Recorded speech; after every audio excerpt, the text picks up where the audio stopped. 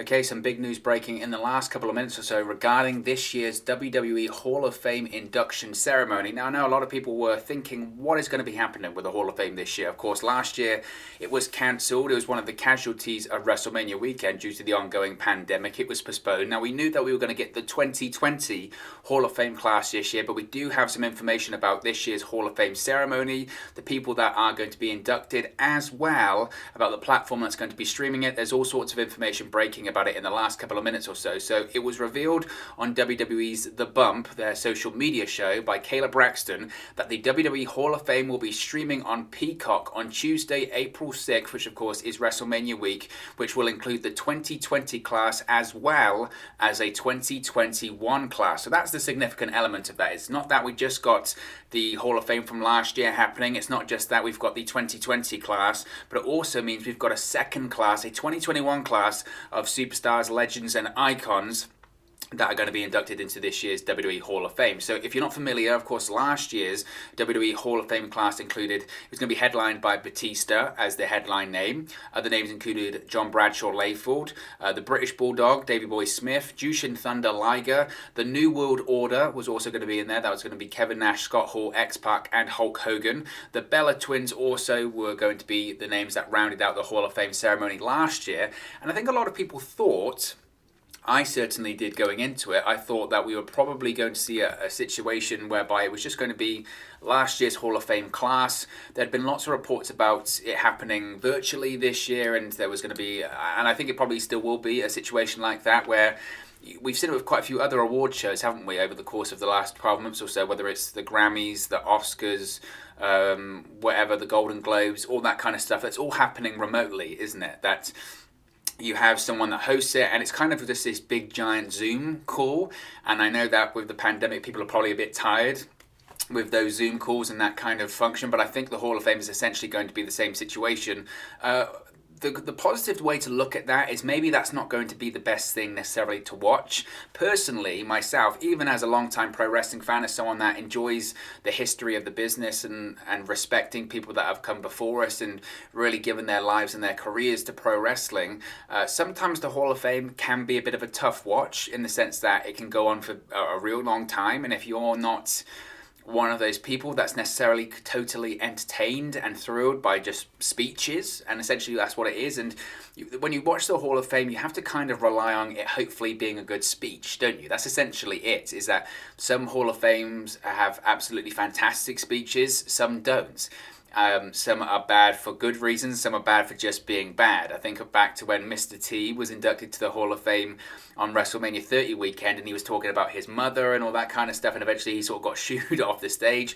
I think of Bob Backlund running into the crowd around WrestleMania 29 weekend. But I also think of some of the great speeches. I think Kurt Angle had a phenomenal Hall of Fame speech around WrestleMania 33 time. I think arguably the best Hall of Fame induction speech ever is Bobby the Brain Heenan's Hall of Fame induction speech during WrestleMania 20 weekend. If you haven't seen that, and I think it probably is going to be on the network still. You could probably find it on YouTube or Dailymotion or somewhere like that if you don't have the network or you're not subscribed to it. Bobby Heenan's Hall of Fame speech is amazing. I mean, it is the best speech you will ever see in terms of a Hall of Fame induction. It is funny. Everyone in the room is just howling with laughter. It's when the Hall of Fame was presented differently. Now the Hall of Fame is essentially just an extension of WrestleMania weekend in the sense that it's just another show. It's heavily produced. It's heavily scripted. You have to get your speeches approved ahead of time. Vince McMahon's still sitting in Gorilla and he's approving people to go out and all that kind of stuff. It's another WWE show. Back when Bobby the Brain Heenan was inducted into the Hall of Fame, which would have been 2004, I think that's WrestleMania 20 weekend, it was kind of shot in the same sort of style as one of those old-fashioned sort of comedy roasts where everyone sat up on stage at the same time and they all had their turns getting inducted and all had the people inducting them and all that kind of stuff, and then they did the speech and they spoke about the people on the stage, and it was done kind of that, and I think it was shot at like a hotel and they hired out a function room to do it there. It just felt very old school and very in keeping with this whole legendary theme of something that is a look back at the past and all that kind of stuff. And obviously, as it's evolved over time, it's grown bigger and bigger and bigger. The Hall of Fame some people will still say it doesn't really mean anything, and that's maybe true in the sense that it's WWE's Hall of Fame. It's not the Professional Wrestling Hall of Fame or anything like that. Anyone that gets inducted into there, it's still incredibly political in the sense that there are a plethora of names that should be inducted into the Hall of Fame that aren't because they're not on good terms with WWE or Vince McMahon or all that kind of stuff. But over the years, credit to WWE, you must say, over the years it has become much more feeling like a more legitimate Hall of Fame with the inductions of the like of the Bruno Sammartino, the Bob Backlund, the Macho Man Randy Savage. They took way too long to get in there, but it does feel like it's becoming more and more of a legitimate Hall of Fame in that sense. I'm not sure how necessarily I feel about the whole having people as two-time Hall of Famers and potentially three-time Hall of Famers. I mean, you look at Ric Flair.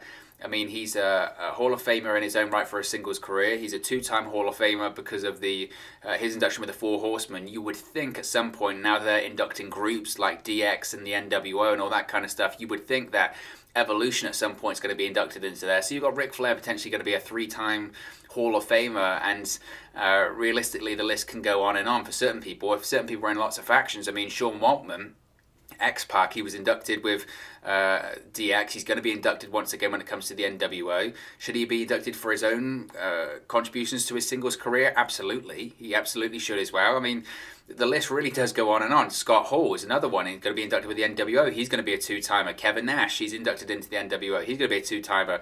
Hulk Hogan, a couple of years ago, he was removed from the Hall of Fame because of all of that controversy, and still there's a lot of discussion about whether he should be in the Hall of Fame or not because of his past comments, but he's going to become a two-time Hall of Famer too. So I'm not necessarily sure how I feel about that.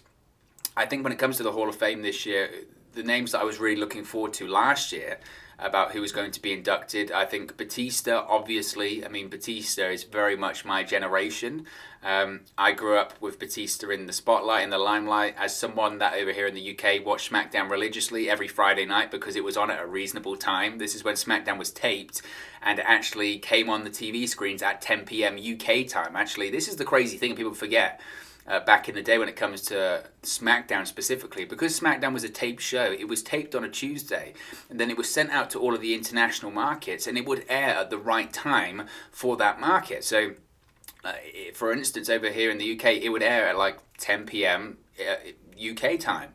So, and it would air in, say, Australia, it would air at, I don't know, 8 p.m., 9 p.m., 10 p.m. Australian time, which would mean that countries like Australia and the United Kingdom and most of the European markets would watch SmackDown way before it actually aired in the United States, which just seems crazy now thinking about it, doesn't it? It just seems really crazy, and maybe that's because of I mean, you can't even say about the lack of the internet. The internet was around. Spoilers were very easy to find when it came to SmackDown back then. I know I, growing up, used to read them all the time, so it just seems crazy thinking about that. But, I mean, that's a massive tangent, of course. Batista was probably the name I was looking forward to the most. Obviously, the NWO. I was a big NWO fan. It seemed a bit odd, didn't it? Because they kind of, with that one, they've kind of merged quite a few of them together. Personally, if I were to have the NWO be inducted into the Hall of Fame, I would prefer it to be the original three, for it to be Hall, Nash, and Hogan. They were really the catalyst. I know that obviously other names came in, whether it was the Giant, the Big Show, Paul White, the $1 Million Man, Ted DiBiase, Trillionaire Ted, whatever they want to call him. And also, eventually, X-Pac came in there as Six because he was the sick venturing into the NWO. He was Six-Pac and all that kind of stuff. I don't know if necessarily I agree with that lineup. But then, I suppose it's the merger, isn't it? Because the Wolf Pack was Scott Hall, Kevin Nash, and X-Pac. That was the Wolf Pack. But then you can't have the NWO be inducted without Hulk Hogan, I guess. But again, my version that I preferred and would prefer to be inducted into the Hall of Fame would be the Nash, Hogan, and Hall version. But I mean, that's what we're getting. That's what we've been getting for over a year now when it comes to the Hall of Fame. To be fair, also as well, this is also, I guess, why it was so disappointing that we didn't get the Hall of Fame last year. I mean, I get it. I understand it. Don't get me wrong. I don't think anyone that's... Well, some of those legends are older than others, but I don't think anyone, especially at that time when the pandemic was just completely out of control, when it was really hitting around March and April, nobody should have been travelling for Hall of Fame induction ceremonies or stuff like that. I mean, it's ridiculous. So I never had a problem with postponing or anything like that. But arguably, last year's class was one of the stronger Hall of Fame classes in recent years, because there's always a couple of names, isn't there, every year, which you go, ugh. Are they really properly deserving of the Hall of Fame? And that discussion rages on. But last year, you look at all of those names in there. I mean, you really can't argue with any of the names, I don't think, personally, about, oh, do they deserve to be in, should they not be in? I mean, Batista, obviously, first ballot Hall of Famer, there's no discussion. JBL, I mean, you can talk about the criticisms of maybe the bullying culture and all that kind of stuff. That raises its head all the time, and I'm certainly not an advocate for any of that. But if you're going to judge his career, at one point he's the longest reigning WWE champion in SmackDown history. Once he turned into JBL, he was unbelievable, one of the top heels in the WWE at the time. Really helped carry that brand for a year as well. Also, you talk about the APA kind of element to his career. I mean, he really did a lot in his career. It was, he's a Hall of Fame. There's no doubt in my mind. And then, obviously, as a commentator as well, you can't. JB, to be fair, he's overdue to be in the Hall of Fame. Frankly, the British Bulldog, David Boy Smith. Again, it's taken way too long for him to get inducted into the Hall of Fame, considering that he passed in, was it about 2000, 2001, something like that. The fact that it's taken this long, I think WWE likes to have only one inductee per year that's no longer with us, and this year it's Davey Boy Smith. It's well overdue, but he's absolutely deserving of a spot in the Hall of Fame. Jushin Thunder Liger, obviously it feels strange with him, doesn't it? Because when this was announced last year, he was fresh off his retirement with New Japan, and it felt like it was such a right time. And then 12 months later, you kind of forgot the great send-off that he got during that Wrestle Kingdom weekend with New Japan. But obviously, once again, more than deserving of being in the Hall of Fame. The New World Order, arguably the most influential faction in the history of pro wrestling. I know people like to say DX, and a lot of people like to say the Four Horsemen and all that kind of stuff. For me, the NWO are the most dominant faction of all time. They are the most influential faction of all time. I mean, they changed the business. They really did change the business. That initial NWO storyline in 1996 made WCW a hotter company, a hotter entity than WWE for the first time ever. WWE was losing for the first time ever under the tutelage of Vince McMahon.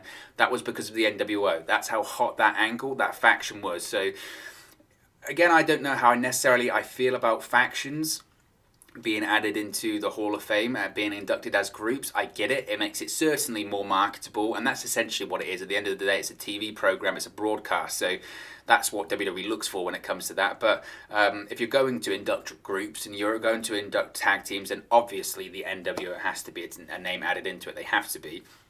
And then the Bella Twins. I know that the Bella Twins last year, when it was announced that they were going to be inducted into the Hall of Fame, I know a lot of people weren't massively happy with that or massively keen about that, saying that they were too young or all that kind of stuff.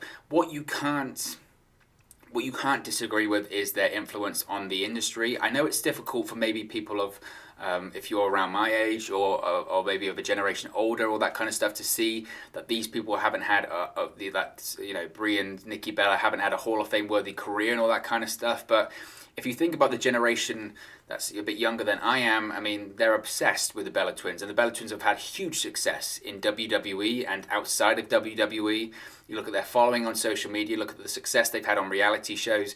They're one of these sort of rare entities in WWE, especially in the modern era, that they really have transcended. Lots of people know who Nikki and Brie Bella are that aren't necessarily familiar with WWE. They know these two twins as stars. They kind of know that maybe they might have been wrestlers, but it's kind of their brand overall that they're familiar with. And did the Bella Twins spearhead the women's revolution in WWE? I think that's a WWE narrative they try and push. I don't think they necessarily did.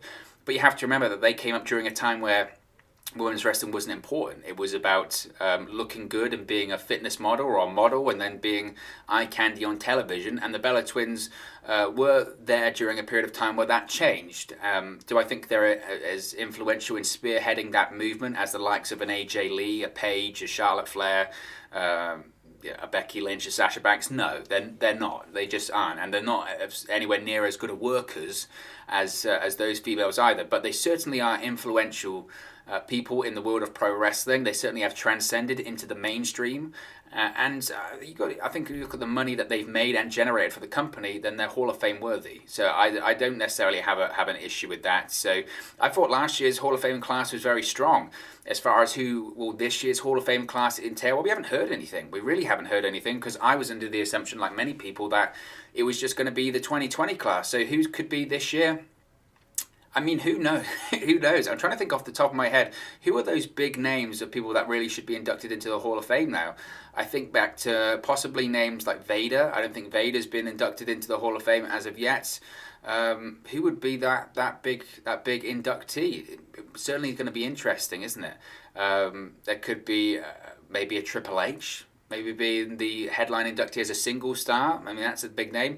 Maybe The Rock. The Rock still hasn't been inducted into the Hall of Fame. Another name, obviously, I guess, would be The Undertaker. Now that The Undertaker is officially retired and he's out of kayfabe now, it would make a ton of sense for The Undertaker to be the inductee into the Hall of Fame. What I would say about that is, of course, next year's WrestleMania is going to be taking place in Texas. Considering that next year is going to be in Texas, you would think maybe do they wait a year and have The Undertaker be inducted there?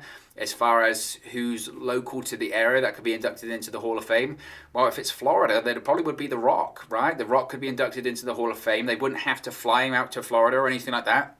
If it's going to be done virtually, then it makes a ton of sense for him just to film an acceptance piece and move on to that. So that's certainly a possibility. So maybe those would be the names. I don't know. It's going to be certainly very interesting. But some big news that the Hall of Fame induction ceremony is going to be happening this year. It's going to be taking place on Tuesday, April 6th. It's going to be streaming on Peacock, and it is going to feature both the 2020 class and the 2021 Hall of Fame induction class too. But of course, as always, it's just one man's opinion. What are your thoughts on the announcement about the Hall of Fame this year? Let me know your thoughts in the comment section below. I'll do my best to respond and reply to all of your comments. Really enjoy interacting with you guys, talking about WWE, AEW, Impact Wrestling, New Japan Pro Wrestling, all things pro wrestling here on the channel. So be sure to get involved in the community. Drop a comment below. All opinions are welcome. If you have enjoyed this video, please do smash a like on the like button too.